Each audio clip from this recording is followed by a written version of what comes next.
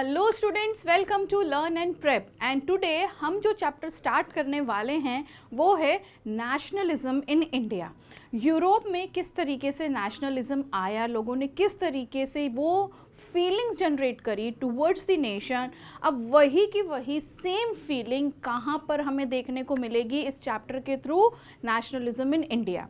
तो बेसिकली इस चैप्टर में जैसे कि यूरोप में क्या हुआ था, किस तरीके से बड़े बड़े लीडर्स थे जो रिवॉल्यूशनरीज थे, उन्होंने मूवमेंट्स किया, वुमेंस ने अपने अलग मूवमेंट्स किए, मतलब हर तरीके से ओवरऑल यहाँ पर एक प्रॉपर नेशन बन के आया।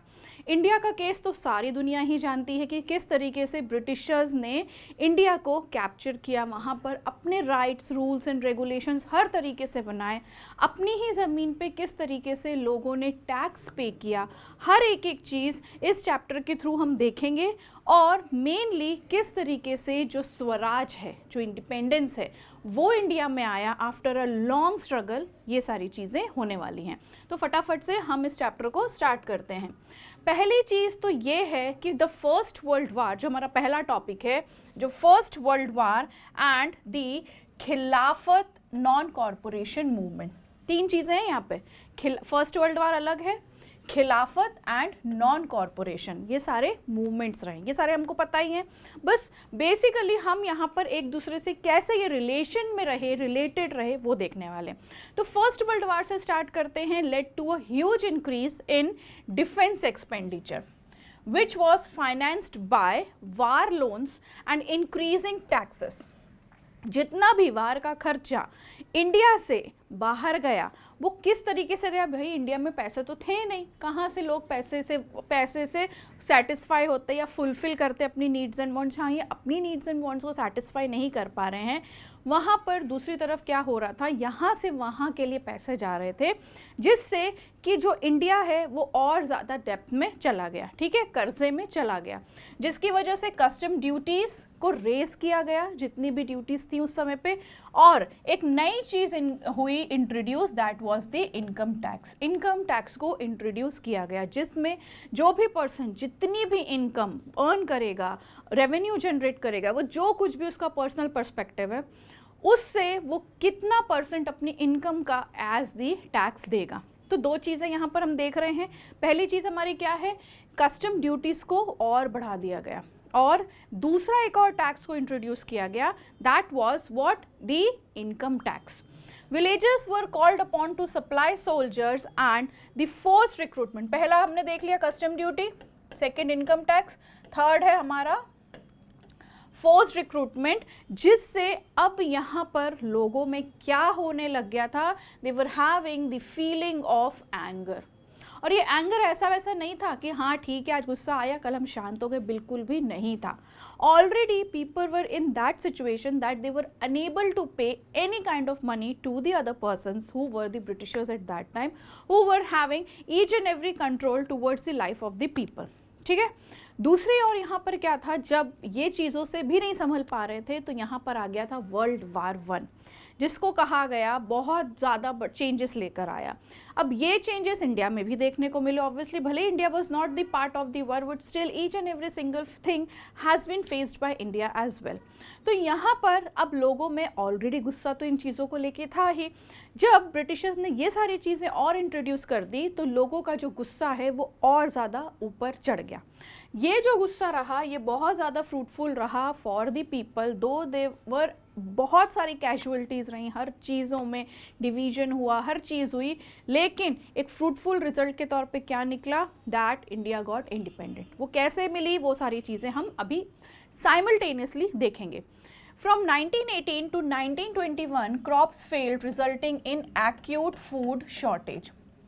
किस तरीके से क्रॉप्स फेल्ड हुए होंगे भाई, जब फोर्स रिक्रूटमेंट हो रहा है तो जितने भी मेल हैं वो सारे के सारे तो तुमने वार में भेज दिए, तो यहाँ पर पीछे से काम कौन करेगा, फीमेल्स को तुमने कभी कुछ समझा ही नहीं। दो फीमेल्स ने बहुत ज़्यादा सपोर्ट किया, बट स्टिल उस एक्सटेंट तक तुमने फीमेल्स को कभी कुछ समझा नहीं, तो फीमेल्स किस तरीके से वो काम करेंगी, तो automatically which gave the result of food shortage, ठीक है।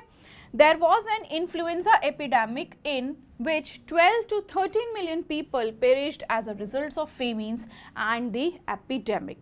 People hoped that their hardships would end after the war was over, but this did not happen.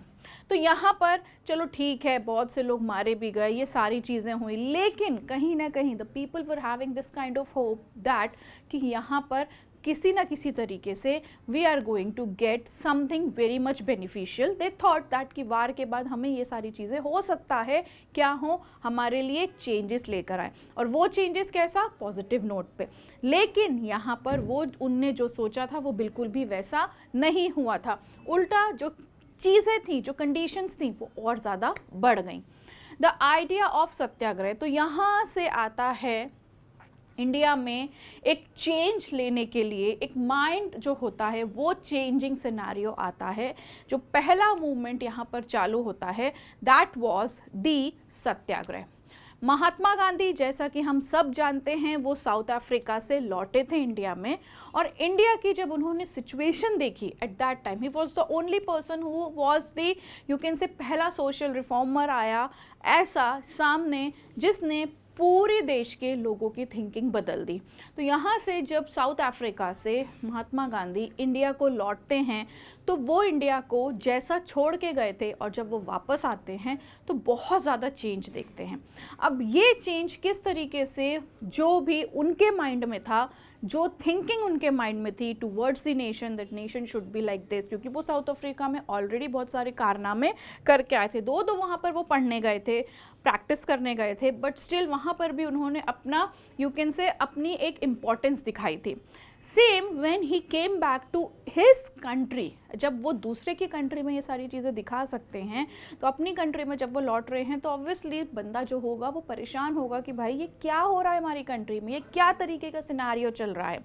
तो पहली चीज़, जब महात्मा गांधी आए इंडिया में, तो जो पहला revolt, you can say, revolt तो नहीं, रिवॉल्ट तो होता है लड़ाई और झगड़ा, ठीक है, पहला जो एक इनिशिएटिव लिया towards the country and for its people was the idea of satyagrah, which emphasizes the power of truth and the need to search for the truth. दो चीज़ें हैं, ठीक है, the power of the truth, और उस truth को किस तरीके से हम सर्च कर रहे हैं वो एक इम्पॉर्टेंट थिंग है, ठीक है. It suggested that if the cause was true, if the struggle was against injustice, then physical force was not necessary to fight the oppressor. तो यहाँ पर सी हमेशा यही चीज़ होती है, different people have different thinkings in their mind. Some want कि ये हम लड़ाई झगड़ा करके ख़त्म कर दे. सम ऐसे कुछ लोग आते हैं जैसे कि महात्मा गांधी थे जो कभी भी देश में वायलेंस नहीं चाहते थे. वो हमेशा से उनकी ये थिंकिंग रही कि अगर हमारा स्ट्रगल सही है, अगर हम जो लोग हैं वो सही हैं, हमने बहुत ज़्यादा मेजर्स अडॉप्ट कर लिए हैं towards this people, but still nothing is happened, उल्टा और हम और डाउन होते गए. तो यहाँ पे चीज़ें क्या हुई, अब ये समय था कि अब हमें इन सारी चीज़ों के अगेंस्ट काम करना है, but not through the violence, through the non violence method. तो जो नॉन वायलेंस मेथड पहला जो अपनाया गया वो था satyagraha, which was known to be as the satya, that means the truth. And how you are going to find this kind of truth towards the people, या उनके इनर सरफेस से, वो हमें यहाँ से निकालना था, ठीक है. People, including the oppressors, had to be persuaded to see the truth instead of being forced to accept truth through the use of violence. Mahatma Gandhi believed that this dharma of non-violence could unite all Indians. पहली चीज़, सबसे most important thing यहाँ पर ये है कि they wanted और he wanted to unite all Indians. But at that time when he return from the South Africa, तो यहाँ पर ऑलरेडी ब्रिटिशर्स जो थे वो डिवाइड एंड रूल की पॉलिसी खेल के बहुत ज़्यादा आगे बढ़ चुके थे. तो यहाँ पर सबसे मोस्ट इम्पॉर्टेंट थिंग, पहली चीज़ तो ये थी कि इंडियंस हैं, यहाँ पर कोई हिंदू नहीं, कोई मुस्लिम नहीं, कोई रिलीजन्स नहीं, कोई कुछ भी नहीं. All the people are going to be represented as the Indians because they are living in the country like India. ठीक है, तो यहाँ पर all the peoples are what the Indians irrespective of their castes, चाहे वो Hindus हों, Muslims हों, ये हों. सेकेंड टास्क उनका ये था कि अब भाई हमें इंडिपेंडेंस चाहिए. तो दो चीज़ें मोस्ट इंपॉर्टेंट थिंग रही यहाँ पर when he returned to India. Gandhi ji used the satyagrah technique successfully against the injustice in South Africa. 1916 में this date should be remembered because यहाँ से अब क्या होता है, वो जो चीज़ें वो सोच रहे थे मन में, वो सारी चीज़ें अब ये अप्लाई करेंगे। मोस्ट इम्पॉर्टेंट थिंग, अगर हम इस चैप्टर की बात कर रहे हैं तो ध्यान हो, अगर हमने बोर्ड का एक पेपर पैटर्न कभी देखा, ऑब्वियसली 10th में आ गए हो, एक्साइटेड तो रहते ही हो किस तरीके से हम बोर्ड देंगे, कैसा क्या पैटर्न रहेगा, बहुत सारी चीज़ें होती हैं हमारे साथ। तो यहाँ पर ध्यान हो, 5 मार्क का एक मैप का क्वेश्चन देखा होगा कि 5 मार्क का एक मैप का क्वेश्चन गारंटीड हमारे बोर्ड के पेपर में आता ही आता है। तो मैं चलो तुम्हें एक बता देती हूँ किस तरीके से आएगा। जो हमारा 2 मार्क का क्वेश्चन है मैप का, वो पूरा का पूरा नेशनलिज्म इन इंडिया से आएगा ही आएगा। तो if we are talking about this chapter, तो ये चैप्टर को बहुत ज़्यादा सीरियसली लेने की ज़रूरत है, बिकॉज शुरू से ही अगर हम उस तरीके से अपनी जो पढ़ाई है, जो अपनी चीज़ें हैं वो वैसे रखेंगे, तो एंड में यही सारी चीज़ें हमें बहुत ज़्यादा काम में आने वाली हैं। तो मैप के पर्सपेक्टिव से पूरे के पूरे जो 2 मार्क हैं वो इस चैप्टर से आएंगे। कोई भी डेट्स हो, जैसे कि अब जो इवेंट्स हैं इस चैप्टर के, पहला इवेंट हम देखने वाले हैं, तो ये इवेंट को नोट डाउन कर लो, पॉइंट्स में आंसर्स अपने बनाने चालू कर लो, पॉइंट वाइज लिखना स्टार्ट कर दो, और साइड बाय साइड मैप को भी देखते रहो। क्यों? क्योंकि ये चैप्टर मैप के पॉइंट से भी बहुत ज़्यादा इंपॉर्टेंट है। ठीक है, तो 1916 में first time when he travelled to Champaran in Bihar to inspire the peasants to struggle against the oppressive plantation system. पहला जो चीज़ थी जो उन्होंने देखी 1916 में, वो चंपारण जो बिहार में है वहाँ पर देखी, और वहाँ पर उन्होंने वहाँ के लोगों को बोल दिया कि सारे के सारे जितने भी पॉलिसीज़, प्रोग्राम्स, जितनी भी चीज़ें, लॉज उन्होंने बनाई हैं वो एक तरफ रख दो एंड स्टार्ट अप्रोचिंग। ठीक है, ऑप्रेस करना स्टार्ट कर दो। फिर 1917 में ही organised a satyagraha to support the peasants of the Kheda district of Gujarat. पहला इवेंट कब हुआ? 16 में। ठीक है, दूसरा इवेंट कहाँ होने जा रहा है? 1917 में होने जा रहा है, नहीं, आई एम सो सॉरी, हो चुका है। History is all about the past. तो 1917 में जो उन्होंने दूसरी चीज़ स्टार्ट करी, वो करी थी, एक सत्याग्रह ऑर्गेनाइज करा था गुजरात में, जो कि खेड़ा डिस्ट्रिक्ट ऑफ गुजरात कहलाती थी, demanding that revenue collection should be the relaxed one. ये दूसरी चीज़ है। थर्ड टाइम जो उन्होंने सत्याग्रह किया वो था 1918 में, जो अहमदाबाद में किया, और satyagraha movement against the cotton mill workers. तो 3 चीज़ें यहाँ पर हमने देख ली। जो पहला सत्याग्रह यहाँ पर फॉर्म हो रहा है 1916 में बिहार में, चंपारण में, 1917 में खेड़ा डिस्ट्रिक्ट ऑफ गुजरात में, और 1918 में कहाँ पर? इन दी अहमदाबाद। तीनों की अलग अलग चीज़ें हैं। पहला जो उन्होंने किया वो किसके लिए किया? Oppressive methods adopted by the plantation workers, पहली चीज़। दूसरी चीज़ यहाँ पर क्या किया उन्होंने? जितना भी रेवेन्यू है, कलेक्शन है, उनको रिलैक्सेशन मिलना चाहिए। और तीसरी चीज़ इन्होंने क्या करी? अहमदाबाद की बात हो रही है तो उस समय पे कॉटन मिल थी हमारे, तो कॉटन मिल को किस तरीके से, कॉटन मिल के वर्कर्स को काम करना चाहिए, वो सारी चीज़ें इन्होंने बताई। यहाँ पर अभी तक जितना भी चीज़ें हमने देखी हैं, यहाँ पर they have adopted the measures of non violence. यहाँ पर वायलेंस का अभी तक कोई भी हमें जिक्र नहीं मिला है। ठीक है, now what was the Rowlatt act? ये सारी चीज़ें तो हमने देख ली। सत्याग्रह एक जगह से स्टार्ट हो गया था, अब वो पूरी कंट्री में किस तरीके से फैल चुका था। यहाँ पर गांधी जी जहाँ पर एक जगह पर अपने स्पीचेस देते थे, अपने मूवमेंट चलाते थे ऑफ सत्याग्रह, तो यहाँ पर ऑब्वियसली बात है एक जगह से दूसरी जगह बात फैलने में टाइम तो लगता नहीं।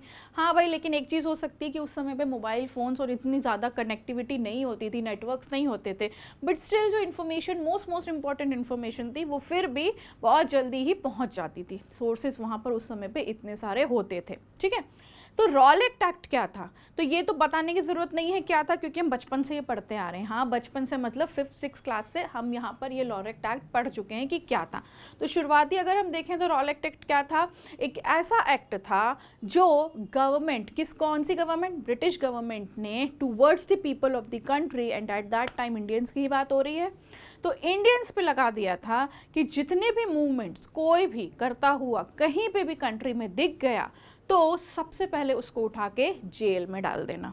जेल में तो डाल दो, लेकिन यहाँ पर वो जेल में 2 साल तक रहेगा, और उस 2 साल में कोई भी क्वेश्चनिंग नहीं होगी, ना वो हमसे कोई क्वेश्चनिंग नहीं कर सकता है कि मुझे उठा के जेल में क्यों डाला गया, ठीक है। तो ये एक्ट था Rowlatt act, passed through the Imperial Legislative Council, gave the government immense power to repress all the political activities which was happening against the government of the British, ठीक है, and detention of political prisoners without a trial for 2 years, ठीक है। Gandhi ji wanted a non-violent civil disobedience movement such as unjust laws which started on April 6, 1919 with a hartal.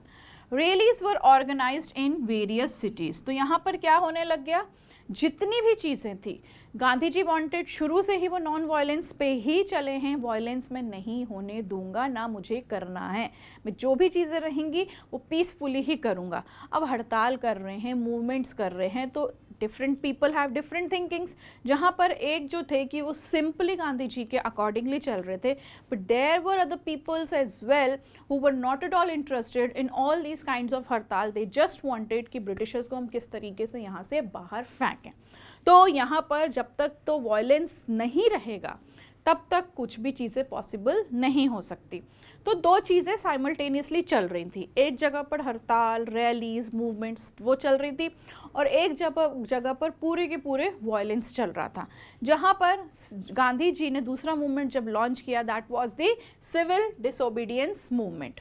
ये इसमें क्या था, चलो वो आगे देखेंगे। अभी क्या कंटिन्यू है, वर्कर्स वेंट ऑन स्ट्राइक। तो जैसे जैसे वो कर रहे थे सिविल डिसोबीडियंस मूवमेंट की कुछ झलकियाँ कैसे कि हमें कोई भी चीज़ों को ओबे नहीं करना है, वो जो भी बोलेंगे हमें उसको अपोज ही करना है। और ये वो कौन है, the Britishers. Workers went on strike in railway workshops and shops closed down. A panicked British government came down on the nationalist leaders were arrested. Gandhi ji was barred from entering the Delhi. तो यहाँ पर क्या चीज़ें चल रही हैं, जैसे ही all over the country में मूवमेंट्स फैलने लग गए तो लोगों को क्या होने लगे, एक पॉजिटिव नोट मिलने लग गया। Yes, that we are having someone who is standing behind us and he is motivating the other people कि हाँ हमें इंडिपेंडेंस मिलेगी ही मिलेगी, ठीक है। तो ये किस तरीके से हुई, वर्कर्स जितने भी थे वो स्ट्राइक्स पे चले गए, वर्कशॉप्स कितनी भी थी वो क्या हो गई, बंद हो गई। तो यहाँ पर अब गवर्नमेंट क्या करने लग गया, ये सोच में पड़ गया कि अब हम किस तरीके से इनको क्या करेंगे, फुलफिल करेंगे, ठीक है। तो गांधी जी को यहाँ पे क्या कर दिया गया, जितने भी लीडर्स थे उनको कर दिया एक साइड, कैसे तैसे करके रॉलेट एक्ट लगा दिया और गांधी जी को बोल दिया कि तुम दिल्ली में एंटर नहीं कर सकते हो, ठीक है। On 10th April, the police fired a peaceful possession in Amritsar. Amritsar वाला जो केस है, दैट इज़ जलियनवाला बाग जो है, वो हमें पता है क्या सिचुएशन रही। आज तक हमें वो सारी चीज़ें देखने को मिलती हैं, like if you are going to visit over that place, जो जहाँ चंडीगढ़ में, तो वहाँ पर अमृतसर में, वहाँ पर आप देख सकते हो कि किस तरीके से वहाँ पर लोगों को वो ही सिनेरियो है, पूरा का पूरा वैसा पार्क बना दिया गया है, और हम देख सकते हैं कि लोगों फील कर सकते हैं कि उस समय लोगों के ऊपर क्या फीलिंग्स हुई होगी। तो 10th April, the police fired on a peaceful procession in Amritsar, provoking widespread attacks on post offices, bank and railway station. Martial law was imposed and General Dyer took the command. तो यहाँ पर entry किसकी होती है, general Dyer की। उन्होंने देख लिया कि अब यहाँ पे वहाँ के मिनिस्टर से कुछ नहीं होने वाला, ऑफिसर्स से कुछ नहीं हो रहा है, चलो अब मैं ही कुछ काम करता हूँ। तो यहाँ पर ऑलरेडी देश में हर जगह पर क्या हो रहा था, लड़ाई झगड़े हो ही रहे थे, वेदर कहीं पर नॉन वायलेंस था, कहीं पे वायलेंस था, दोनों चीज़ें थी, चल रही थी। लेकिन सबसे बड़ा जो वायलेंट अटैक हुआ वो हुआ अमृतसर में, जो था जलियनवाला बाग। क्या था वो, ऑन दैट डे पहली चीज़ तो बहुत सारे लोग इकट्ठा हुए थे, कुछ रैलीज के लिए आए थे और कुछ बैसाखी का त्यौहार सेलिब्रेट करने आए थे, तो वहाँ पर घूम फिर रहे थे। अब वो बाग की एक खासियत थी कि एक ही एंट्री पॉइंट है और एक ही एग्जिट पॉइंट था वहाँ पर। तो क्या हुआ, लोग अपने अपने तरीके से अपने अपने काम कर रहे थे। Thousands of people gathered there to enjoy each and every single thing, whatever they wanted, ठीक है। मेला लगा था तो अकॉर्डिंगली भीड़ भी थी। Some came to protest against the government's new repressive measures. Others had come to attend the annual Baisakhi fair. Being from outside the city, many villagers were unaware of the martial law that had been imposed. Dyer entered the area, blocked the exit point, and opened fire on the crowd, killing hundreds of them. Main चीज़ यहाँ पर क्या थी, जिन लोगों को पता भी नहीं था कि ऐसा कोई लॉ लगा दिया गया है, वो लोग भी आए थे क्योंकि मेला था, दुनिया जगह जगह से लोग आए होंगे। अब यहाँ पर क्या हुआ, जैसा कि आई टोल्ड कि एक ही एग्जिट पॉइंट था और एक ही एंट्री पॉइंट था, वो एंट्री और एग्जिट को ही ब्लॉक कर दिया, तो सारे के सारे लोग वहीं पर ही फंस गए। जनरल आया अपनी पूरी की पूरी मिलिट्री के साथ और उसने फायरिंग स्टार्ट कर दी। इररेस्पेक्टिव वहाँ पे बहुत सारे लोग मारे गए, चाहे वो वुमेन्स हों, चिल्ड्रंस हों, ओल्ड एज पीपल हों, हर कैटेगरी के पीपल थे वहाँ पर, तो वो क्या किए गए, मारे गए वहाँ पे। अब मेन चीज़ ये चीज़ करने का, जिसने जलियांवाला बाग को एक मैसेकर के तौर पे देखा गया, हिज ऑब्जेक्ट क्या था, वो declared later was to create in the minds of satyagrahis a feeling of terror and awe। मतलब वो लोगों के मन में डर पैदा करना चाहता था कि अगर मेरे ऑफिसर्स या मेरी कंपनी के खिलाफ कुछ भी किया तो ये तो बस एक क्या था, छोटा सा नमूना था, बहुत बड़ी चीज़ें अभी बाकी हैं। तो मेन चीज़ यहाँ पर क्या थी, he wanted to fake the people feel that कि अभी भी यहाँ पर हमारा ही राज है। But it led to strikes, clashes with the police and attacks on the government building. On the other hand, अब जो लोग आगे बढ़ चुके थे, उनके माइंड में चीज़ें आ चुकी थी कि हमें इंडिपेंडेंस चाहिए, तो यहाँ पर ये चीज़ों को भूले तो नहीं थे, लेकिन एक तरफ रख के अभी भी उनके माइंड्स में क्या चीज़ें चल रही थी, दैट वी वांट इंडिपेंडेंस। तो उसी तरीके से इन्होंने रिएक्ट भी किया, किस तरीके से, स्ट्राइक्स करी, क्लैशेस करे, इन्होंने भी बहुत सारी गवर्नमेंट बिल्डिंग्स पे आग लगाई। ठीक है, खिलाफत इशू क्या था, ये तो चीज़ें देख ली, जलियांवाला बाग मैसेकर हुआ था, यहाँ से लोगों में गुस्सा जो था वो और ज़्यादा बढ़ गया था। अब एक बीच में एक चीज़ आती है, खिलाफत इशू। क्या था ये इशू? सबसे पहली चीज़, अगर हम इंडिया की बात करें तो इंडिया में eight that time divide and rule की पॉलिसी चालू हो गई थी, जिसमें ब्रिटिशर्स ने इंडियंस को एक तरफ कर दिया था, जिसमें हिंदूज़ अलग हो गए थे, मुस्लिम्स अलग हो गए थे, छोटी मोटी कम्युनिटीज़ को चलो तो कोई गिनता ही नहीं है। जो मेन मोटिव था यहाँ पर क्या था, डिवाइड एंड रूल, डिवाइड करो और रूल करो। ठीक है, एंड डिवाइड किसको किया यहाँ पे, हिंदूज़ और मुस्लिम्स को। सबसे पहली चीज़ गांधी जी के सामने क्या थी, दैट ही वांटेड कि सबसे पहला तो मुझे काम ये करना है कि I have to unite to the all Indians. ठीक है, ऑल द इंडियंस। अब यहाँ पर इंडियंस कौन कौन, the Hindus and the Muslim, जो एक दूसरे को देखना तक पसंद नहीं कर रहे थे, उस समय तक ऐसी सिचुएशन कर दी थी इंडिया में। तो यहाँ पर एक इशू आता है, हमने पढ़ा है ऑटोमन टर्किश एम्पायर के बारे में, जो कि क्या था, एक मुस्लिम एम्पायर था, was defeated in the first world war. First world war में इसको क्या मिली, डिफीट, मतलब ये हारा गया। A harsh peace treaty was imposed on the Turkish emperor, जिसको मुस्लिम्स क्या बोलते थे, द खलीफा। द खलीफा, अब इसको क्या कंसिडर करते थे लोग, the spiritual head of the Muslim world and protector of their holy places. मतलब सोचो, अगर हिंदूज़ हैं और उनके मंदिर में जो पुजारी बैठे हैं, उनको जो लोग हैं इतना ज़्यादा मानते हैं, तो उनको बचाने के लिए लोग क्या क्या करेंगे, same goes with the Muslim peoples also. तो यहाँ पर जो ऑटोमन तुर्किश एम्पायर रहा है, जब वो वर्ल्ड वार 1 में हार गया, तो यहाँ पर उसका इफेक्ट इंडिया को में भी देखने को मिला। क्यों? क्योंकि यहाँ पर भी तो मुस्लिम्स हैं, तो मुस्लिम्स जो यहाँ इंडिया के हैं वो क्या करेंगे, यहाँ पे लोगों को उनको सेव करने के लिए हर एक तरीके से कोशिश करेंगे। तो इंडिया में भी सेम यही चीज़ें हो रही थी, क्योंकि वो कौन थे, खलीफा थे, he was the spiritual head, और जितने भी होली प्लेसेस हैं उनके सबसे बड़े वो लीडर थे। ठीक है, the Turkish empire was totally dismembered by 1920। तो पूरी तरीके से जो ख़त्म हो गया था वो 1920 तक हुआ था। खिलाफत मूवमेंट किस तरीके से बनाया गया, तो यहाँ पर ये चीज़ें तो देखने को मिल रही है कि पूरे के पूरे मुस्लिम्स जो इंडिया में थे वो अपने स्पिरिचुअल हेड को बचाना चाहते थे। गांधी जी ने सोचा कि क्यों ना हम मुस्लिम्स की हेल्प करें, जिससे कि हिंदूज और मुस्लिम्स एक साथ होंगे और हम तभी इंडिपेंडेंस ले सकते हैं। ठीक है, तो खिलाफत मूवमेंट को लॉन्च किया गया। टू ब्रदर्स, जो मोस्ट इंपॉर्टेंट पर्सन रहे यहाँ पर वो थे Mohammad Ali and the Shaukat Ali. They were two brothers and the leaders of the who founded the Khilafat commission in March 1919 to defend the Khilafat rights. The anti-rowlatt satyagraha was limited to cities and town. Gandhiji wanted to launch a more broad-based movement. This could only be done by bringing Hindus and Muslims together. He took up the खिलाफत issue. तो वो क्या सोचते हैं कि अगर मैं खिलाफत इशू में मुस्लिम्स का सपोर्ट करूँगा, मतलब मेरे साथ जितने भी लोग हैं, जो मेरे साथ वाले हैं, जो मेरे सपोर्टर्स हैं, वो मुस्लिम्स का अगर सपोर्ट करने लग जाएंगे, though they were having different thinkings in their mind, क्योंकि मुस्लिम्स के अंदर अलग फीलिंग्स थी और हिंदूज़ के अंदर अलग फीलिंग्स थी, लेकिन एक साथ तो ला नहीं था. तो यहाँ पर गांधी जी को मौका भी मिल गया खिलाफत इशू के थ्रू. तो यहाँ पर क्या करते हैं, कलकत्ता में एक सेशन रखते हैं कांग्रेस का सितंबर 1920 में. He convinced other leaders of the need to start a non corporation movement in support of Khilafat as well as for the swaraj. ठीक है, तो कलकत्ता के सेशन में यहाँ पर खिलाफत इशू को आगे रख के गांधी जी एक नया मूवमेंट लॉन्च करते हैं जिसको बोला जाता है नॉन कॉरपोरेशन मूवमेंट.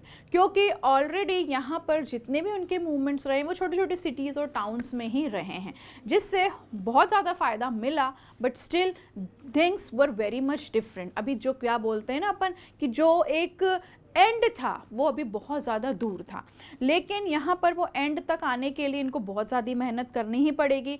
तो गांधी जी ने हिंदूज़ और मुस्लिम्स को यूनाइट करने की सोची, and when he thought that he launch the non corporation movement at the Calcutta session in 1920. Why non corporation? यहाँ पर सबसे बड़ा क्वेश्चन आता है कि नॉन कॉरपोरेशन ही क्यों. See the word, what is it defining non corporation? That means we are not going to cooperate. ठीक है, यही होता है नॉन कॉरपोरेशन मूवमेंट का एक्चुअल मीनिंग अगर हम देखें.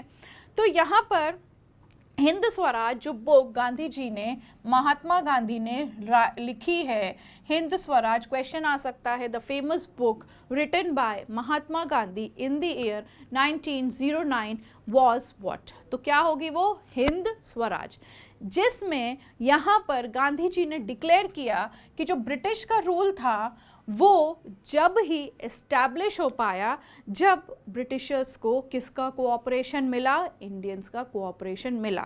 अगर इंडियंस का कोऑपरेशन ब्रिटिशर्स को नहीं मिलता उस टाइम पे, तो ये जो चीज़ें ब्रिटिशर्स ने इतनी ज़्यादा फैलाई थी, अपना पूरी मोनोपोली एस्टैब्लिश कर दी थी, वो कभी पॉसिबल ही नहीं हो पाता. ठीक है, if Indian refused to cooperate, British rule in India would collapse within a year and Swaraj would come at that time only, whenever, जब यहाँ पर वो नॉन कॉरपोरेशन मूवमेंट, जो नॉन कॉरपोरेशन था वो उसी समय लग जाना चाहिए था. Gandhi ji proposed that the movement should unfold in stages. यहाँ पर अब उन्होंने ये तो देख लिया था कि जो सत्याग्रह है, सत्याग्रह उन्होंने लॉन्च तो किया, लेकिन उसका जो रिजल्ट था वो बहुत ही ख़राब रहा, जिससे जलियांवाला बाग ट्रेजेडी हमने देखी. ठीक है, अब यहाँ पर गांधी जी वांटेड कि अब मैं सूझबूझ से काम करूँगा. तो नॉन कॉरपोरेशन मूवमेंट तो उन्होंने लॉन्च कर दिया, लेकिन after the launching he is having this thing in mind that I am going to uphold या unfold this movement. किस तरीके से? in different stages. ठीक है, अब वो stages क्या रही?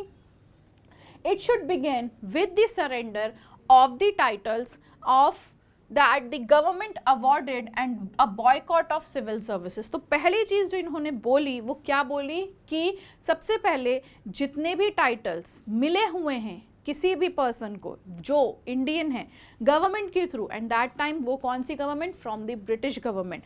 सबसे पहली चीज़ तो वो वापस कर दो.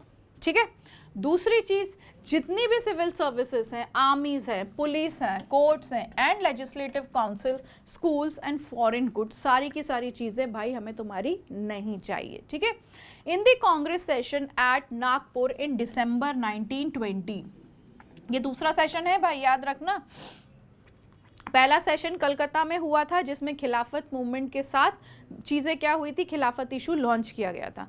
दूसरा मूवमेंट क्या है, कांग्रेस सेशन ने अब नागपुर के सेशन में जो 1920 में अगेन यहाँ पर हुआ, a compromise was worked out and the non corporation programme was adopted. तो क्वेश्चन पूछा जाए कि नागपुर सेशन में कौन सा मूवमेंट लॉन्च हुआ था, तो नागपुर सेशन में नॉन कॉर्पोरेशन मूवमेंट को पूरी तरीके से लॉन्च करने के लिए, अडॉप्ट करने के लिए हामी भरी गई थी। Now differing strands with in the movement. अब यहाँ पर इंडिया वॉज डिवाइडेड, कंट्रीज हैं, स्टेट्स हैं, सिटीज़ हैं, टाउन्स हैं, विलेजेस हैं, कंट्री साइड्स हैं, फॉरेस्ट हैं, ये सारी चीज़ें हैं, पूरी की पूरी कंट्री को सम अप करती है। तो अब डिफरेंट लोगों ने या डिफरेंट तरीके से जो कम्युनिटीज़ थी, चाहे वो टाउन्स में हो, रूरल एरियाज़ में हो, अर्बन एरियाज़ में हो, सिटीज़ में हो, स्टेट्स में हो, इन लोगों ने किस तरीके से इस मूवमेंट को देखा। तो पहला जो मूवमेंट इन दी टाउन्स, किस तरीके से देखा टाउन में। The movement started with the middle class participation. ठीक है, मिडिल क्लास के पार्टिसिपेशन के साथ मूवमेंट स्टार्ट होता है, और ये स्टार्टिंग कहाँ से होती है, in the city, from the cities. Thousands of students left government controlled schools and colleges. Headmasters and teachers resigned and lawyers gave up their practices. तो ये कहाँ की बात हो रही है, बड़े टाउन्स की बात हो रही है, जहाँ पर सबसे ज़्यादा पार्टिसिपेशन किसका देखने को मिला, मिडिल क्लास का। जहाँ पर मिडिल क्लास से एसोसिएटेड जितनी भी चीज़ें थी, चाहे वो उनकी जॉब हो, पढ़ाई हो, कोई भी चीज़ हो, हाउस होल्ड वर्क्स हो, या कुछ भी ऐसी चीज़ें हों जो हमें लगता है एक चेंजेस ला सकती है, वो सारी की सारी चीज़ें उनको वापस कर दी। जैसे कि क्या हुआ, जितने भी बच्चे थे उन्होंने गवर्नमेंट स्कूल्स को छोड़ दिया, हेडमास्टर्स और टीचर्स अपने अपनी पोजीशन से हट गए, लॉयर्स जितने भी थे उस समय पे उन्होंने अपनी प्रैक्टिस को गिव अप कर दिया, foreign goods were boycotted, liquor shops picketed and foreign cloth burnt in huge bonfires। तो ये नॉन कॉर्पोरेशन मूवमेंट की स्टार्टिंग हो चुकी थी from the cities. In many places, merchants and traders refused to trade in foreign goods or finance the foreign trade। ठीक है, as the boycott movement spread and people began discarding imported clothes and wearing only Indian ones, production of Indian textile mills and handlooms went up। जहाँ पर non corporation movement start हो चुका है cities में हर जगह पर, तो उसके अकॉर्डिंगली लोग पहले से ढल चुके थे, स्कूल जाते थे, कॉलेजेस जाते थे, जॉब्स पे जाते थे, हर कोई अपनी प्रैक्टिस कर रहा था, चाहे वो डॉक्टर हो, इंजीनियर हो, लॉयर हो, कोई भी हो। तो यहाँ पर सारे ने क्या किया, ये सारी चीज़ें जो तुमने हमें प्रोवाइड करी हैं वो सारी की सारी चीज़ें वापस ले लो, वी डोंट वांट इट। ठीक है, तो जब फॉरेन क्लॉथ एक तरीके से पूरा जला दिया गया, तो अब यहाँ पर लोगों को कपड़े तो चाहिए, तो क्या हुआ, इंडियन टेक्सटाइल मिल्स का जो धीरे से प्रोडक्शन था वो बढ़ने लग गया। ठीक है, तो ये तो हमने टाउन्स का देख लिया।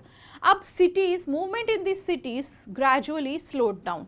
अब भाई चालू तो हो गया मूवमेंट, सारी चीज़ें हमने वापस भी कर दी, सब चीज़ें हो गई, लेकिन अब क्या, एक सब्स्टिट्यूट अगर रहेगा हमारे पास तो हमारा जो काम रहेगा वो और ज़्यादा एफिशिएंट हो जाएगा। ठीक है ना, for example if you want to go somewhere and your car got punctured, but on the other hand you are having something with you, चाहे वो रोड ट्रांसपोर्ट से कोई भी हो, चाहे वो बस हो, कुछ भी चीज़ हो, जिससे कि मैं अपने टाइम से वहाँ पर पहुँच जाऊँगी, भले ही मेरे पास कार हो ना हो, कोई दिक्कत नहीं है। तो ये तो एक नॉर्मल एग्जाम्पल हो गया। वैसी ही चीज़ें उस समय पर क्या हमारे पास थी एज दी सब्स्टिट्यूट। जैसे लोगों ने क्या किया, अपने स्कूल्स छोड़ दिए, तो क्या इंडिया में ऐसे कोई और स्कूल्स भी थे जहाँ पर ये अपनी पढ़ाई है वो पूरी कर सकें। जितने भी स्कूल टीचर्स थे, लॉयर्स थे, इन्होंने अपनी अपनी प्रैक्टिसेस, अपनी अपनी टीचिंग्स तो एक साइड कर दी, लेकिन were they having any other substitute for that कि दूसरे इंडियन स्कूल्स होंगे या लॉयर्स के पास कुछ ऐसे केसेस होंगे जो इंडिया में अलग तरीके से चल रहे हों, जो यहाँ पर ये सपोर्ट हम नहीं करें, फिर भी हमारी लिविंग जो है वो अच्छे से जा सके। ऑन द अदर हैंड जितने भी क्लोथ्स जलाए गए थे इन दी बॉनफायर्स, उसमें क्या हमारे पास ऐसा कोई सब्स्टिट्यूट था। और उस समय पे क्या बनता था, खादी जो हैंडमेड होते थे, मिल्स तो भले ही चालू हो गई, लेकिन उस तरीके की फाइन रिफाइनमेंट हमें नहीं मिलती थी। तो क्या उस समय पे खादी ने ये सारी चीज़ों को ओवरकम कर दिया। चलो देखते हैं क्या हुआ। Khadi cloth was often more expensive than mass-produced milk cloth and poor people could not afford to buy it। पहली चीज़ तो ये हो गई। Boycott of British institution posed a problem in the absence of alternative Indian institutions, जो हमारे पास थे ही नहीं। तो टीचर्स और स्टूडेंट्स सोचते करते क्या करते, जब उनके पास कोई और ऑल्टरनेटिव था ही नहीं किसी भी चीज़ का, तो वो किस तरीके से उस चीज़ों को कवर अप करते। तो यहाँ पर वो क्या करने लग गए, वापस से अपने अपनी जगहों पर जाने लगे, because they were not having any other option. When they were not having any other option, तो ऑटोमेटिकली लोग उसी जगह वापस चले जाते हैं जहाँ से वो आए थे, क्योंकि यहाँ पर रहने से तो अच्छा हम पुराने में ही बढ़िया थे। Schools and lawyers joined back work in government courts, ठीक है। Rebellion in the country side, अब ये तो हमने देख लिया कि सिटीज़ में बहुत ज़ोरों शोरों से मूवमेंट तो स्टार्ट हुआ था, लेकिन उसको क्या होना पड़ा, वापस से पीछे जाना पड़ा। कंट्री साइड में क्या होता है, from the cities the non corporation movement spread to the countryside. It drew its fold in the struggles of peasants and tribals. अब यहाँ पर सिटीज़ में तो हमें किस तरीके के लोग मिल गए थे, मिडिल क्लास पार्टिसिपेशन सबसे ज़्यादा था, तो उनके पास कोई और ऑप्शन नहीं था, तो उनको वापस बैक होना पड़ा।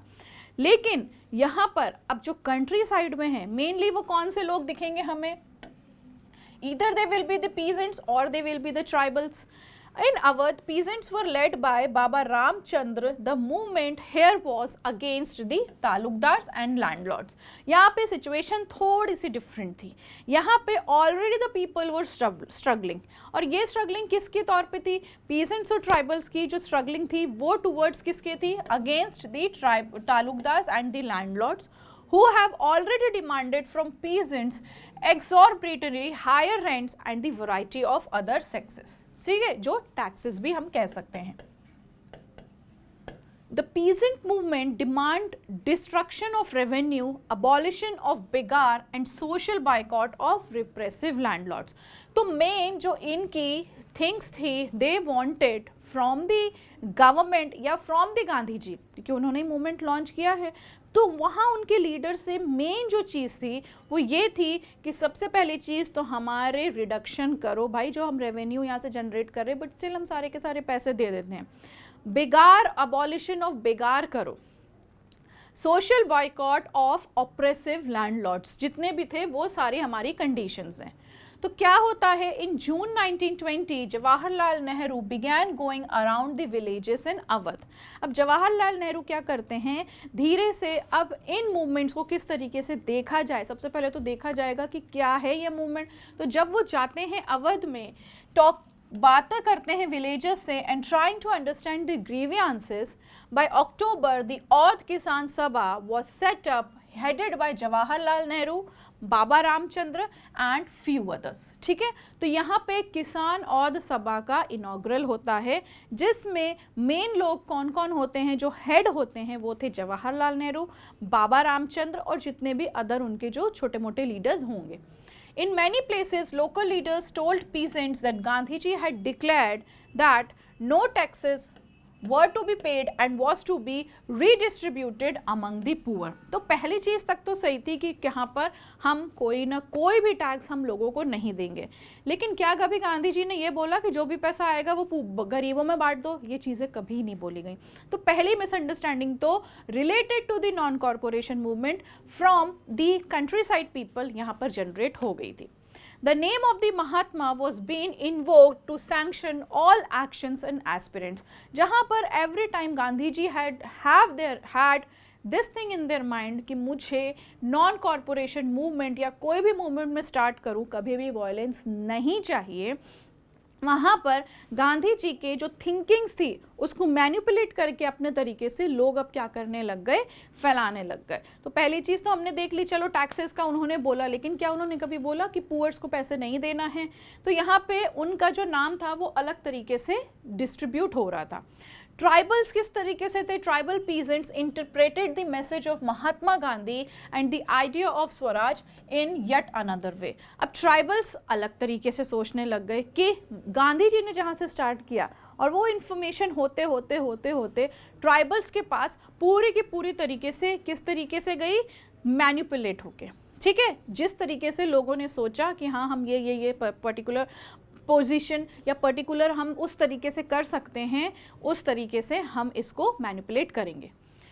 In the Gudenum Hills of Andhra Pradesh, for instance, a militant guerrilla movement spread in the early 1920s, not a form of struggle that the Congress could approve. तो यहाँ पर अपने ही अलग अलग स्ट्रगल्स चल रहे थे और लोग अकॉर्डिंगली उसको देख रहे थे in the name of the Gandhi ji. तो गुडेम हिल्स ऑफ में गोरिल्ला मूवमेंट स्टार्ट किया गया. Because of the policy of the British, not only the livelihoods of the tribals were getting affected, but they felt that their traditional rights were being denied. हर किसी की अपनी अपनी customs traditions होते हैं और शायद इसी की वजह से लोग क्या चाहते हैं कि हम इसी में इनहेरिट होकर रहें. लेकिन जब दूसरा पर्सन आ जाता है और वो बोलता है, वो ज़्यादा पावरफुल है और वो बोलता है तुम्हें मेरी तरीके से ही रहना पड़ेगा, तो लोगों में एंगर तो होगा ही. तो सेम हर तरीके के लोगों में रहेगा. तो ट्राइबल्स में भी यही था जिन्होंने गुरिल्ला मूवमेंट लगाए, क्योंकि ना कि ट्राइबल्स को उनकी खुद की जगह से हटाया गया, बल्कि उनके जितने भी एंशिएंट कल्चर्स थे जो शुरू से वो लेके चल रहे थे, उनको भी क्या किया गया, पूरी के पूरी तरीके से डिनाई कर दिया गया कि ये लोग तो पागल हैं, कुछ भी करते हैं. Britishers were having this thinking for the tribal people. ठीक है. When the government began forcing them to contribute bigger for road building, the hill people revolted under the leadership of Alluri Sitaraman Raju, whom the rebels proclaimed an incarnation of the god. तो जहाँ पर Britishers ने बोल दिया कि ये जो tribal peoples हैं, जितनी भी रोड्स बन रही हैं वहाँ पर ये काम करेंगे, they were not be having the wages as well. वो पूरे के पूरे तरीके से फ्री में एक तरीके से काम करेंगे, इसी को बिगाड़ बोला जाता था. तो यहाँ पर ये लोगों ने सबसे पहले अपोज किया under the leadership of Alluri Sitharaman Raju, जिससे वहाँ के लोग क्या बोलते थे कि ये भगवान का बंदा है. ठीक है. Raju talked of the greatness of Mahatma Gandhi, persuaded people to wear khadi and give up drinking, but at the same time he asserted that India could be liberated only and only by the use of force and the violence. तो यहाँ पे वही बात हो गई, गांधी जी की अलग thinking थी for getting the Swaraj, but on the other hand the peoples of the country were having different kinds of thinking. कि यहाँ पर इन जैसे लीडर्स की ये थिंकिंग थी कि without the force, without the violence यहाँ पे कोई भी चीज़ें पॉसिबल हो ही नहीं सकती. तो राजू को क्या किया गया, उसको कैप्चर करा दिया गया और एग्जीक्यूटेड करा दिया गया 1924 में. अब तीसरी चीज़ हम देखेंगे कि जो स्वराज थी वो प्लांटेशन वर्कर्स ने किस तरीके से देखी.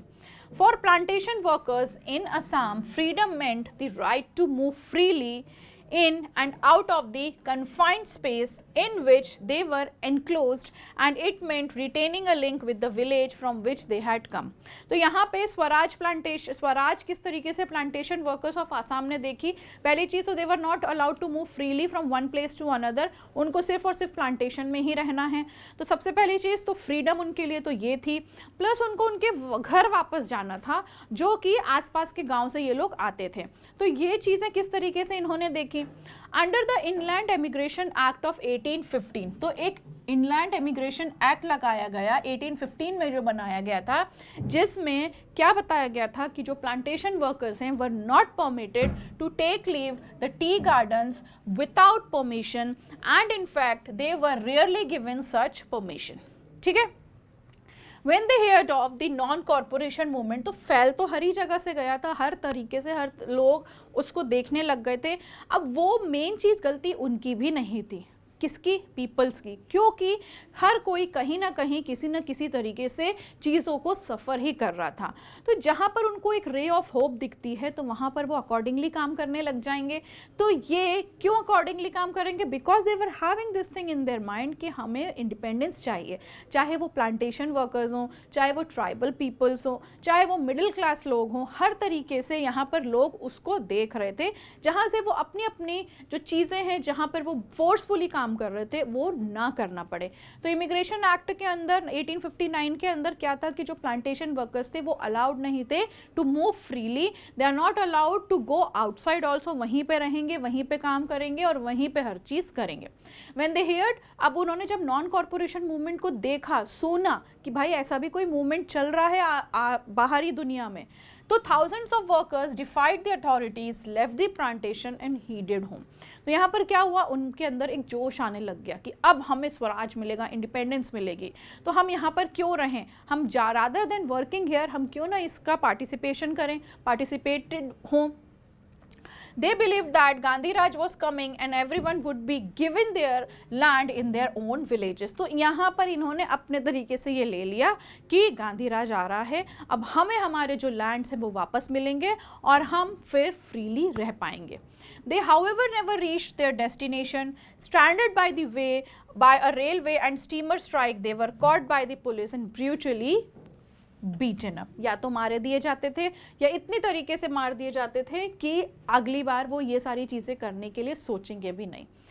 Towards the civil disobedience movement. अब यहाँ पर आता है civil disobedience movement. सत्याग्रह के बाद नॉन कॉरपोरेशन पूरी दुनिया में फैल ही रहा था, दुनिया इन सेंस पूरी कंट्री में फैल ही रहा था. अब किस तरीके से सिविल डिसोबीडियंस मूवमेंट आगे आता है? तो पहली चीज़ होती है formation of the Swaraj party. किस तरीके से फॉर्म हुई? In February 1922, Mahatma Gandhi decided to withdraw the non corporation movement.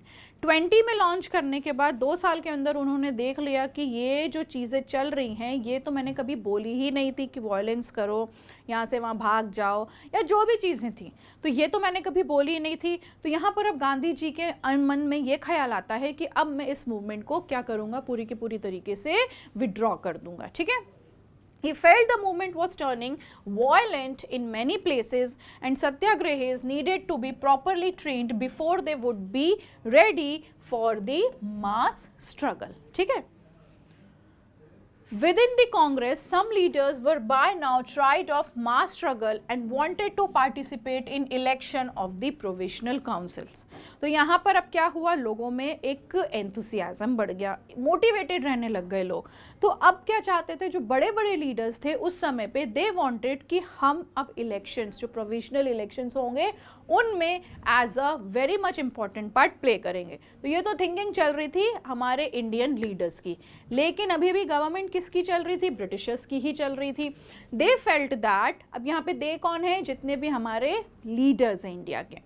They felt that it was important to oppose British policies within the councils, argue for reform, and also demonstrate that these councils were not truly the democratic one. Obviously, India at that time was not under the democratic control. वहाँ पे उस समय पे Britishers का ही राज चल रहा था.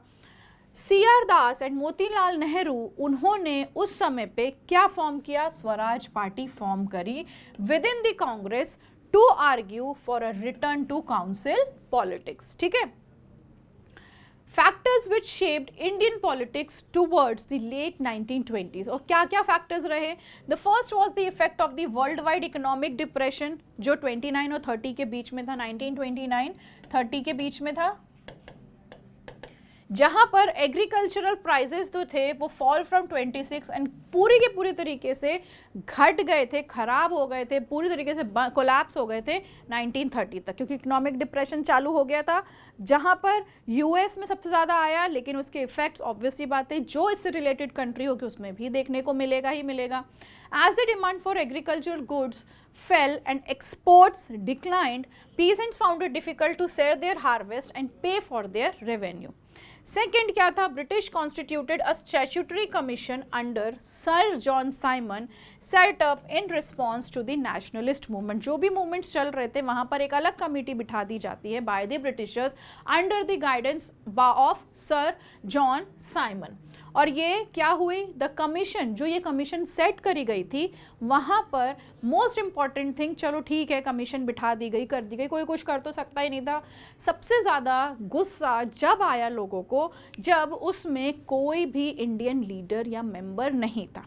ये था Simon Commission. The commission was to look into the functioning of the constitutional system. हर चीज़ें सही थी, कॉन्स्टिट्यूशनल सिस्टम को देखा जाएगा किस तरीके से फंक्शन कर रहा है इंडिया में, क्या सजेस्ट हो सकते हैं, क्या चेंजेस सजेस्ट किए जा सकते हैं.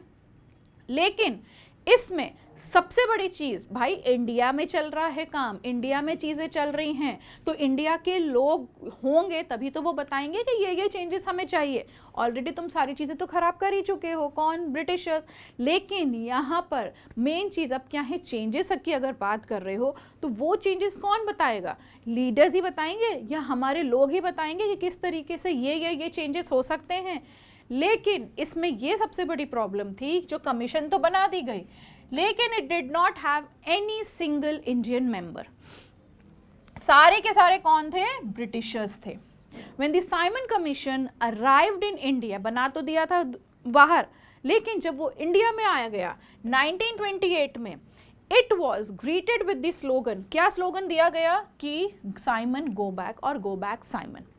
All parties, including the Congress and the Muslim League, participated in the demonstration. ठीक है। December 29, under the presidency of Jawaharlal Nehru, the Lahore Congress formalized the demand for पूर्ण स्वराज और फुल इंडिपेंडेंस फॉर इंडिया, जहां पर धीरे धीरे Indians को क्या मिल रहा था? मौका मिल रहा था कि हम अपनी बात रख सके। यहाँ पर जब साइमन कमीशन ला दिया गया बाय द ब्रिटिशर्स, तो सबसे पहली चीज़ तो उसका बहुत ज़्यादा अपोज हुआ, इतना कि वो इंडिया में कभी आ ही नहीं पाया। फिर यहाँ पर क्या आता है? 1929 में जवाहरलाल नेहरू की लीडरशिप के अंदर लाहौर कांग्रेस क्या फॉर्म करती है? एक डिमांड फॉर पूर्ण स्वराज या कंप्लीट इंडिपेंडेंस अब हमें चाहिए।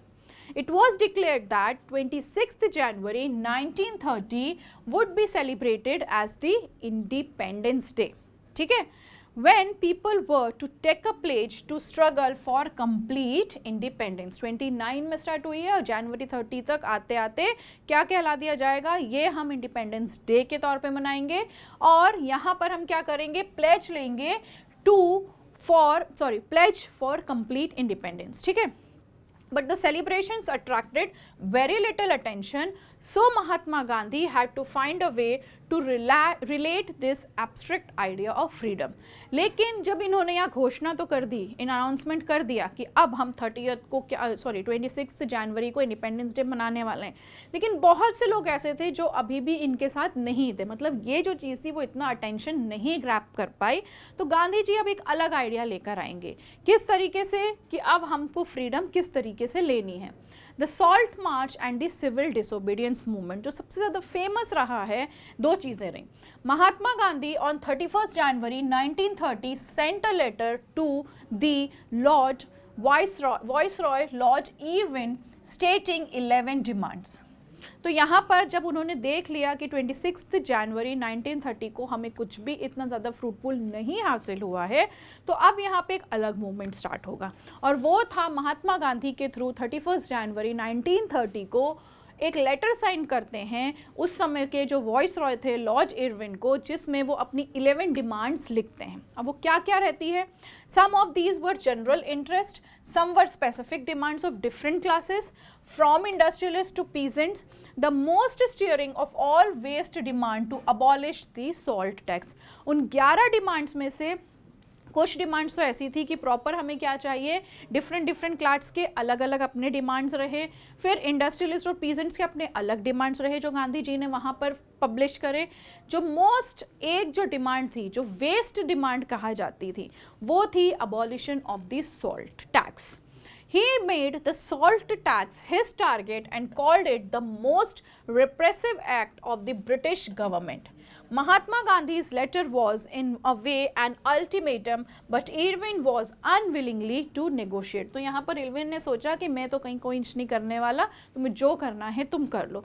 लेकिन ये बहुत बड़ा कुछ सोच के गांधी जी ने ये लिखा था। तो अब गांधी जी क्या करते हैं, अपना वो करने चालू कर जाते हैं, डांडी मार्च करने लग जाते हैं। So Gandhi ji started his famous salt march on 12th March 1930 from Sabarmati ashram to Dandi, a small coastal village in Gujarat. ठीक है। He started with 78 followers and thousands joined him on his 240 miles. मतलब जब उन्होंने शुरुआत करी थी, कहाँ से चालू करी थी? सांबरमती आश्रम से डांडी तक। अब ये डांडी कहाँ है? साबरमती आश्रम से 240 किलोमीटर दूर। जब इन्होंने स्टार्ट किया तो 78 मेंबर्स या फॉलोअर्स उनके साथ थे, लेकिन जैसे जैसे वो आगे उस अपनी डायरेक्शन की तरफ बढ़ते गए, डेस्टिनेशन की तरफ बढ़ते गए, eight that time thousands of people joined him. On 6th April, he reached Dandi and ceremonially violated the law manufacturing salt by boiling seawater. Salt March marked the beginning of the civil disobedience movement. People were now asked not only to refuse cooperation but also to break the colonial rules. लेकिन हर चीज़ें करो, लेकिन अभी भी यहाँ पर violence नहीं होनी चाहिए. गांधी जी ने किस तरीके से किया, वो गए वहाँ पर वहाँ पे पानी उबाला, सॉल्ट बनाया और वहाँ पर ही क्या बोल दिया लोगों को कि कोई भी अब यहाँ पर कोऑपरेट नहीं करेगा, whether any law any regulation कुछ भी हो, लेकिन कोई भी कॉलोनियल लॉ फॉलो नहीं करेगा. लेकिन यहाँ पर अभी भी क्या था, विदाउट दी वायलेंस. ठीक है. Gandhi ji salt march led to violation of salt law all over the country, also led to boycott of foreign goods and picketing of liquor shops. Students and women played a significant role in his movement. किस तरीके से, peasants आए, refuse, उन्होंने पे जो tax था वो पे करने के लिए मना कर दिया. फॉरेस्ट पीपल के लिए जितने भी फॉरेस्ट लॉ बनाए थे उन्होंने वो ब्रोक करना स्टार्ट कर दिया, हम तुम्हारी बात मानेंगे ही नहीं. Grazed their cattle, collected wood in prohibited food forest areas, was then uprising against the government, जो हर तरीके से पॉसिबल हो सकता था for the different types of people, चाहे वो सिटीज़ में रह रहे हो, टाउन्स में रह रहे हो, कंट्री साइड में रह रहे हो, ट्राइबल्स हों, पीजेंट्स हों, फार्मर्स हों, चाहे वो कोई भी कैटेगरी के लोग हों. यहाँ पर मेन थिंग क्या रहेगी कि हमें इनसे कुछ भी चीज़ों में कोऑपरेट नहीं करना है. जो भी लॉज इन्होंने बनाए हैं हमारे लिए वो हम कभी भी फॉलो नहीं करेंगे, और जो जो चीज़ें मना है कि हम यहाँ नहीं जाएं, ये ना करें, वो ना करें, वो तो हम बिल्कुल ही करेंगे. ब्रिटिश का रिएक्शन क्या रहा? Worried by the developments, the colonial government began arresting the Congress leaders. तो यहाँ पर पहला रिएक्शन तो क्या हुआ ब्रिटिशर्स का कि वो जितने भी कांग्रेस लीडर्स थे जो सपोर्ट कर रहे थे ऑल अदर दीज एगिटेशन, सबसे पहले तो उनको अरेस्ट करना उन्होंने चालू कर दिया. One by one this led to the violent clashes in many places. Mahatma Gandhi खुद अरेस्ट हुए थे उस टाइम पे. A frightened government responded with the policy of brutal repression. Peaceful satyagrahis were attacked, women and children were beaten, and about 1 lakh people were arrested at that time. मतलब इतनी ज़्यादा जो Britishers थे वो बौखला चुके थे कि अब इन लोगों को हो क्या गया है. तो यहाँ पर अगर हमने कुछ नहीं किया तो वापस से हमें यहाँ से भागना पड़ेगा. अब पीपल के अंदर तो एंगर था ही, तो वो क्या कर रहे थे, जो पॉसिबल वे हो सकता था, जो वो गाइड कर रहे थे महात्मा गांधी, वो सारी चीज़ें पॉसिबिलिटीज़ कर रहे थे. In such a situation Mahatma Gandhi once again decided to call off the movement and entered into a pact with Irwin on 5 March 1931. तो यहाँ पर अब वो देखते हैं वापस से लड़ाइयाँ झगड़ा चालू हो ही गया, एक दूसरे को मार रहे हैं, मर रहे हैं, फिर वही सिचुएशन आ जाएगी. लेकिन मैं ये चीज़ें तो कभी चाहता ही नहीं था. तो गांधी जी फिर एक बार क्या करते हैं, यहाँ पे उस मूवमेंट को बंद करा देते हैं और पैक्ट साइन करते हैं, जिसे इरविन के साथ पैक्ट साइन करते हैं on 5 March 1931. Gandhi ji consented to participate in a round table conference in London and the government agreed to release the political prisoners. ठीक है. How participants saw the movements, किस तरीके से participants ने movements को देखा होगा जब जाके इन्होंने ये मूवमेंट बंद कराया. तो कंट्री साइड की अगर आप बात करें तो रिच कम्युनिटीज़ जितनी भी थी, like the Patidars of Gujarat and the Jats of Uttar Pradesh, were active participants. These rich peasants became enthusiastic supporters of the civil disobedience movement. For them, अब इनके लिए जो फाइट थी वो स्वराज की कैसी थी, अगेंस्ट हाई रेवेन्यूज़. सब ने बोला ना, अपने अपने तरीके से ये चीज़ें देखी हैं, जो भी इनके साथ लैक हुई हैं चीज़ें, वही चीज़ इन्होंने एज दी मोटिवेटेड थिंग बना के आगे रखी. तो जितने भी रिच पीसेंट्स से फार्मर्स थे, उनने किस तरीके से देखी कि हमें ये हाई रेवेन्यू जो जनरेट करके हमें ही टैक्स पे करना पड़ता है, वो तो सबसे पहली चीज़ हम करेंगे ही नहीं. They were deeply disappointed when the movement was called off in 1931. तो अब यहाँ पर जब मूवमेंट को पूरी तरीके से बंद करा दिया गया तो सबसे पहले ये डिसअपॉइंटेड हो गए. Without the revenue rates being revised, so when the movement was restarted in 1932, many of them refused to participate. क्योंकि पता है कुछ होना जाना है नहीं, जब चाहो मूवमेंट स्टार्ट कर दो, जब चाहो मूवमेंट बंद कर दो, हम में एंगर लगा देते हो, हम में क्या बोल देते हो, एंथुसियाज्म जगा देते हो, हाँ हाँ हमें स्वराज मिलेगा, लेकिन मिलता जालता कुछ है नहीं, तो भाई हम तो पार्टिसिपेट नहीं करेंगे. द पुअर, अब ये पुअर कम्युनिटी ने किस तरीके से देखा, poor peasantry wanted that the unpaid rent to the landlord should be remitted. क्योंकि भाई वो तो गरीब है, वो कहाँ से पैसा लाएगा, तो पैसा नहीं तो कुछ भी नहीं. तो यहाँ पर पुअर ने क्या सोचा कि जितना भी अनपेड रेंट है वो पूरी की पूरी तरीके से रेमिट कर दो. द बिजनेस क्लासेस, थर्ड जो बिजनेस क्लासेस थे उन्होंने किस तरीके से देखा, दे वांटेड जितना भी प्रोटेक्शन है against imports of foreign goods, they formed the Indian industrial of commerce Congress in 1920 and the federation of the Indian chamber of commerce and industries, जो FICCI 1927 में इन्होंने फॉर्म कर दी थी. The industrialists attacked colonial control over the Indian economy and supported the civil disobedience movement. जब पहली बार ये launch कराया गया था.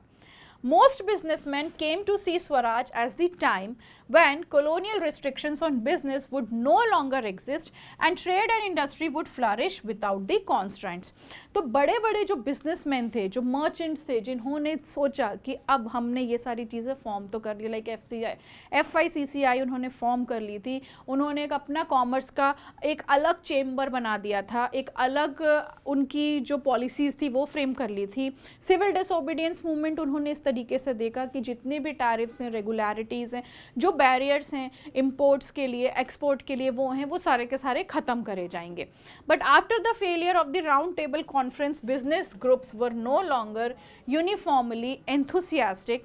They were apprehensive of the spread of the militant activities and worried about the prolonged disruption of the business as well as of the growing influence of socialism against the younger members of the Congress. तो जहाँ पर हर variety of people जिन्होंने participate किया towards the civil disobedience movement, जब उन्होंने देखा कि गांधी जी ने ये मूवमेंट को कॉल्ड ऑफ कर दिया है, तो सबके सब जहाँ पर एक एंथुसियास्टिकली प्ले कर रहे थे, एक रोल प्ले कर रहे थे, major role to support Gandhi ji, यहाँ पर when he signed the pact, यहाँ पर सारे के सारे बहुत ज़्यादा डिसअपॉइंटेड हो गए. द इंडस्ट्रियल वर्किंग क्लास जितने भी थे did not participate in the civil disobedience movement in large numbers. Some workers did participate in the civil disobedience movement because they wanted कि भाई हमारे साथ भी तो कुछ you can say एक अच्छी चीज़ हो, लेकिन जब ये movement ही called off कर दिया तो वो भी क्या हो गए, बहुत ज़्यादा निराश हो गए. Adopting some of the ideas of Gandhian program like boycott of foreign goods as a part of their own movements against the low wages and poor working conditions, but the Congress was reluctant to include workers' demand as a part of the program of their struggle. तो कांग्रेस ने अपने तरीके से देखा. Women का क्या role रहा यहाँ पर? Another important feature of the civil disobedience movement, जहाँ पे सबसे ज़्यादा participation women's का रहा in this movement, was the large scale participation of the women रहा. They participated in protest marches, manufactured salt and picketed foreign cloth and liquor shops. Many went to jail also. सोचो women's को जहाँ पर लोग बहुत ज़्यादा पीछे रखते थे, लेकिन सबसे ज़्यादा आगे इस मूवमेंट में वुमेन्स ही रहीं. Yet this increased public role did not necessarily mean any radical change in the way of the position of the women was visualized. भले ही इन्होंने बहुत ज़्यादा सपोर्ट किया हर तरीके से, लेकिन यहाँ पर क्या हुआ, उनको आज भी वो सारी चीज़ें नहीं दिखती थी. Gandhi ji was convinced that it was the duty of women to look after home and be a good mothers and good wives. And for a long time the Congress was reluctant to allow women to hold any position of authority within the organization, was keen only on their symbolic presence. मतलब वो चाहते थे सिर्फ और सिर्फ ये दिखाना कि yes, women has also done a good participation. यहाँ पर उन्होंने बहुत अच्छा रोल प्ले किया है, लेकिन अभी भी अगर वुमेन्स उस समय पे बोलती थी कि हमें भी कोई पॉलिटिकल अथॉरिटी दे दी जाए या हमको कोई तो मौका मिले कि हम अपनी जो सुपीरियॉरिटी है वो पास ऑन कर दें, लेकिन यहाँ पर एक सिर्फ और सिर्फ इमेज बन के कि yes they were also the part of the movement, सिर्फ यही दिखाया जाता था. अब लिमिट्स क्या क्या रहे सिविल डिसोबीडियंस मूवमेंट के? One such group was the Nations untouchables, जो यहाँ पर क्या बनाया गया था, एक जरिया बनाया गया था. Who from the around 1930 had begun to call themselves Dalit or the oppressed classes. Mahatma Gandhi declared that Swaraj would not come from 100 years if untouchability was not eliminated. तो गांधी जी का ये सोचना था कि स्वराज तो जब तक ही नहीं आ सकता है जब तक ये जो अनटचेबिलिटी है, जो अनटचेबल लोग होते हैं जिनको हर तरीके के काम कराया जाता था लेकिन उनको रिकॉग्नाइजेशन नहीं मिलता था, तो गांधी जी ने सोचा मैं भी इनके लिए मैं इनके लिए ज़रूर कुछ ना कुछ करूँगा. He organized satyagraha to secure them entry into temples and access to public wells, tanks, roads and schools. जो उनकी कंडीशन उस समय पे होती थी वो बहुत ज़्यादा मिसरेबल थी, आज तो कुछ भी नहीं है। मतलब यहाँ पर आज जो सिनारियो है वो बहुत ज़्यादा चेंज है as compare to the previous things जो एक्चुअली में होती थी। Many Dalit leaders were keen on different political solution to the problems of the community. They began organizing themselves, demanding reserved seats in educational institution and a separate electorate that would choose Dalit members for the legislative council. तो यहाँ पे Dalits ने क्या करना start कर दिया, हमको एक अपनी अलग इमेज चाहिए. We want reservation in education as well. We want reservation in each and every single field जहाँ पर हमको शुरू से ही क्या करा गया है, as the feeling of oppressed person की दी गई है. ठीक है, यहाँ पर जो सबसे बड़ा रोल फॉर द दलित्स जो प्ले करते हैं, एज वी ऑल नो, वो कौन प्ले करता है, doctor B.R. Ambedkar. The leader of the Dalits formed a depressed class association in 1930. He clashed with Mahatma Gandhi at the second round table conference by demanding, यहाँ पर उन्होंने क्या demand रखी थी, separate electorates for the Dalits. The British government accepted Ambedkar's demand क्योंकि अब यहाँ पर ब्रिटिशर्स ने शुरू से ही क्या किया है, डिवाइड एंड रूल किया है. यहाँ पर अब ब्रिटिशर्स ने सोचा कि मैं किसी ना किसी तरीके से, अभी भी वो हार तो मान नहीं रहे थे, तो उन्होंने क्या किया, जहाँ पर अंबेडकर और गांधी जी के क्लैशेस चल रहे थे कि मुझे रिजर्वेशन चाहिए, आप क्यों नहीं हमको सपोर्ट कर रहे हैं, वहाँ पर एकदम से सपोर्ट किसका आता है, ब्रिटिशर्स का. तो ऑब्वियसली अंबेडकर को क्या होने लग गया कि हाँ, the Britishers are with us. तो गांधी जी ने क्या करना स्टार्ट कर दिया, वो फास्ट रखना उन्होंने स्टार्ट कर दिया. He believed that separate electorates of Dalits would slow down the process of their integration into the society. Ambedkar finally signed the pact with Gandhi ji. The result was the Pune Pact of September 1932, जहाँ पर गांधी जी राजी हो गए थे to give the reservation for the Dalits. It gave reserved seats in provisional and the central legislative councils, but they were to be voted by the general electorate only. ठीक है. Muslim political organizations in India were also kept away from the civil disobedience movement. तो यहाँ पर जहाँ पर Dalits को क्या मिल रहा था, रिकग्नाइजेशन मिल रही थी, वहाँ पे एक कम्युनिटी और थी जो अपने आप को एलिनिएशन या एलियन फील कर रही थी, और वो कम्युनिटी कौन सी थी, Muslim community. After the decline of the non-corporation Khilafat movement, a large section of Muslims felt alienated from the Congress. क्योंकि यहाँ पे गांधी जी ने क्या किया, उनका मेन मोटिव तो था हिंदूज और मुस्लिम्स को एक करना, लेकिन जहाँ पर उन्होंने देखा कि मूवमेंट्स एक अलग रुख ले रहा है, तो उन्होंने इस पर्टिकुलर कम्युनिटी के तरफ ऐसा कोई ध्यान नहीं दिया. तो यहाँ पर उन लोगों को क्या लगने लग गया कि गांधी जी सिर्फ हमारा जब ही सपोर्ट मांग रहे हैं जब उनको नीड है, because he want Swaraj for the nation. But at that time what happened, यहाँ पर मुस्लिम्स को लगने लगा जब गांधी जी का काम हो जाएगा तो ये हमको भी अलग करके फेंक देंगे, अलग कर देंगे. From the mid-1920s, the Congress came to be more visibly associated with the openly Hindu religious nationalist groups like the Hindu Mahasabha. There were Hindu-Muslim clashes and riots in many cities which further worsened the relationship between the two communities. क्योंकि अब यहाँ पे जो कम हैं लोग, वो क्या feel करेंगे, अपने आप को अलग ही फील करेंगे, क्योंकि वहाँ पर उनको कोई सपोर्ट ऐसा नहीं दिख रहा है. तो obviously they were having this kind of feeling towards them. Attempt was made in 1927 by the Congress and the Muslim League to form an alliance. अब ये alliance क्या हुआ? It seemed that M.A. Jinnah, one of the leaders of the Muslim League, agreed to give up the demand for separate electorates. यहाँ पे Muslims भी अलग अपना electorates क्या कर रहे थे, बोल रहे थे कि हमें भी अब अपना separate electorate चाहिए. They were demanding.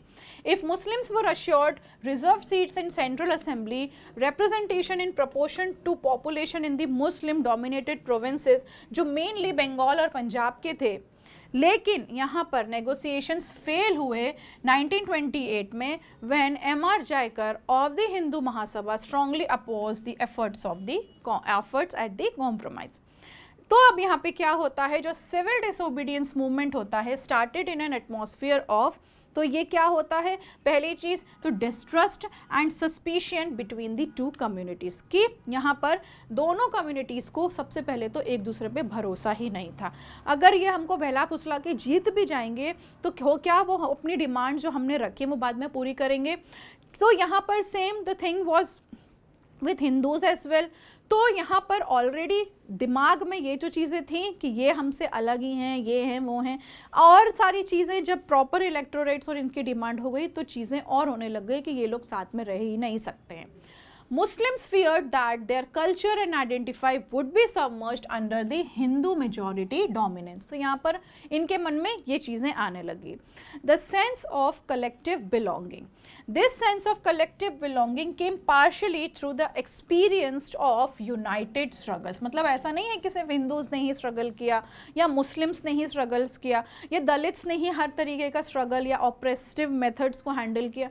यहाँ पर बात हो रही है पूरे के पूरे नेशन के लोगों की, ठीक है। But there was also a variety of cultural processes through which nationalism captured people's imagination. History and fiction, folklores and songs, popular prints and symbols all played a part in making of the nationalism. जैसे Europe में एक romantic imagination form कराई गई थी for the people of the country की ये चीज़ें हमारे कल्चर्स हैं, ये हमारे ट्रेडिशंस हैं, इनको हम, ये सारी चीज़ें हमें इनहेरिट हैं, तो हमें इनको अपने साथ लेके चलना है जिससे कि आज और कल हमारा दोनों ही क्या रहे, प्रेजर्व रहे. Same happened with India as well. जितने भी फोकल्स थे, सॉन्ग्स थे, म्यूज़िक्स थे, एक इमेजिनेशन फॉर्म हो गई थी कि हाँ हमारा देश ऐसा भी हो सकता है या हमारा देश ऐसा हुआ करता था. ठीक है.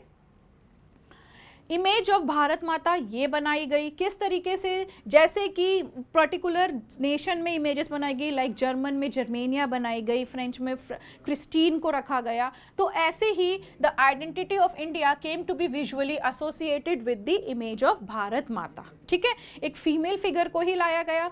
The image was first created by Bankim Chandra Chattopadhyay. 1870 में ही wrote Vande Mataram as the hymn to the Motherland.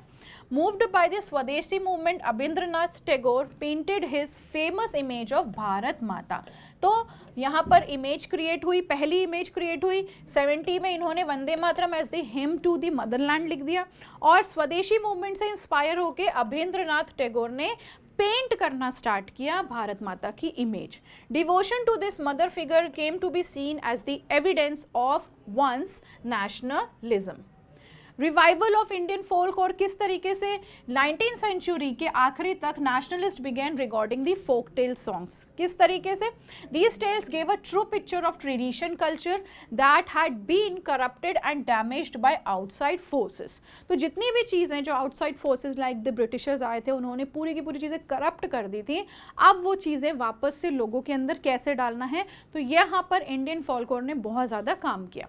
What essential to preserve this folk tradition in order to discover one's national identity and restore a sense of pride in one's part.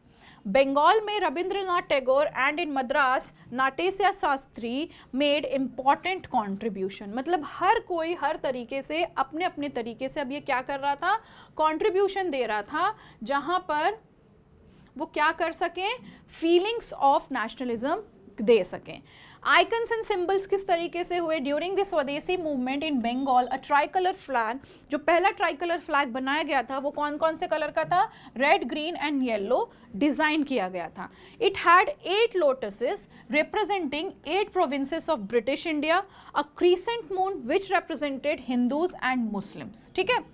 1921 में गांधी जी ने अपना एक अलग Swaraj flag design करा जिसमें try colour यहाँ पे भी थे, red, green and white, and had a spinning wheel in the centre. जहाँ पर स्वदेशी मूवमेंट के टाइम पे red, green and yellow design किया था, जहाँ पर बीच में क्रीसेंट मून था, गांधी जी ने उसको थोड़ा सा मॉडिफाई करके spinning wheel at the centre लगा दी. ठीक है. रीइंटरप्रिटेशन ऑफ हिस्ट्री, किस तरीके से लोगों को अगर आप बात करें तो वो किस तरीके से अपनी इन चीज़ों को देखेंगे. By the end of the 19th century many Indians began to feel that they should instill a sense of pride by the nation या for the nation. Indian history had to be thought about differently. Britishers ने India को किस तरीके से देखा था, एक backward तरीके से देखा था कि ये बैकवर्ड है, इसका कोई काम नहीं है, बस यहाँ पे इलिटरेट और गवार जाहिल लोग ही रहते हैं. Backward and primitive, incapable of governing themselves. In response, Indians began looking into the past to discover India's great achievement. They wrote about the glorious development in ancient times. किस तरीके से एडवांसमेंट हुआ, उस समय पे भी चीज़ें चलती थी, डेवलपमेंट्स होते थे, आर्ट और आर्किटेक्चर उस समय पे भी बहुत ज़्यादा मैटर करते थे, उस समय पे भी साइंस और मैथमेटिक्स चलती थी, जैसे लोग बनवाते थे चीज़ें, अपने महल बनवाते थे, अंदर ही अंदर कहाँ कहाँ की चीज़ें बनवाती थी.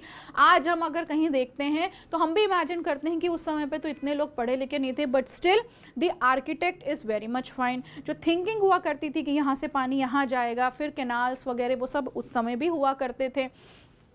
किस तरीके के रिलीजन और कल्चर से पीपल बिलोंग करते थे, उस समय पे भी लॉज होते थे, फिलॉसफीज थी, crafts and trade had flourish. तो लोगों ने, इंडियन पीपल ने अपने आप को डीमोटिवेट नहीं किया और अपने पुराने समय में झांक कर देखा कि क्या डेवलपमेंट्स, क्या थिंकिंग, किस तरीके से लोग उस समय भी रहना पसंद करते थे. तो they have taken this on a positive note, that's why India got independence. So this completes your chapter. Next lecture में हम नए चैप्टर के साथ मिलते हैं. Thank you so much.